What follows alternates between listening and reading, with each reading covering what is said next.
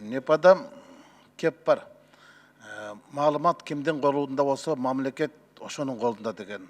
Мен арганда маселени алкаганда айта турган маселенин маңызы ушул таптада президентибиз Сооронбай Шариповичтин санариптештирүү талабын алкагында өкмөт коопшар долбоорун киргизген. Апендинин кызындай макташканда, бирок мактаган кыз кайсы жерде пыйт эткизерин жакшы билесиз. 2 күн мурун биздин комитетте ушул бюджет каралды.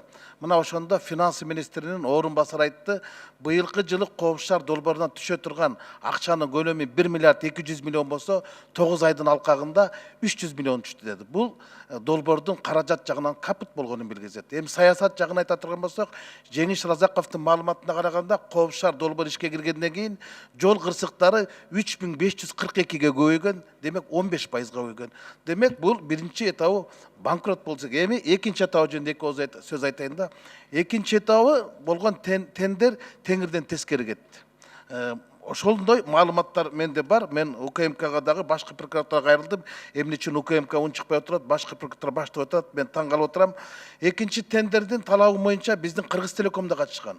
Бирок өнөктөшү менен тендердеги мамлекеттик сатып алуулар жөнүндө мыйзамда ГОКЗ деп коет, государственный обеспечение конкурсный заявка. Мына ошол жерге депозит менен акча которулат, же болбосо банковский гарантия, кепилдик болот да. Катышкан Кытай компаниясы атаандаштарынан 52 миллион сом ашык берип атат. Анан бергенде да накталай салып атат, андай талап жок. Мыйзам бузулганын көз көрдү. Экинчиден, утуп алган компаниянын 5 жылдык опыты болуш керек. Андай жок. Лицензиясы жок. Келе турган оборудование стандарттан өткөн эмес. Бирок ушундай толгон токой мыйзам бузуулар болуп турса дагы тендерде утуу чыгылып, аныктап табып коюшту. Эми ушул экинчи этабында 2020 жылдын бюджетине 2 миллиард 150 миллион сом акча каражаты түшөт деп, эмитен эле бюджетке киргизип коюшту. Биз убагында 60 миллион доллар менен Huawei компаниясы келгенде кымбат дегенбиз. Азыр биздин безопасный город проекти 70 миллионго кирип атат. Молдо Муса Кунгантиев айтпайбы? Мен 19 миллионго киргизмек болчумун деп. Зарылбек Ырсалиев айтат 20 миллионго Анкара шаарына киргизген дейт. Эмне үчүн биздики 70 миллион менен кирип атат?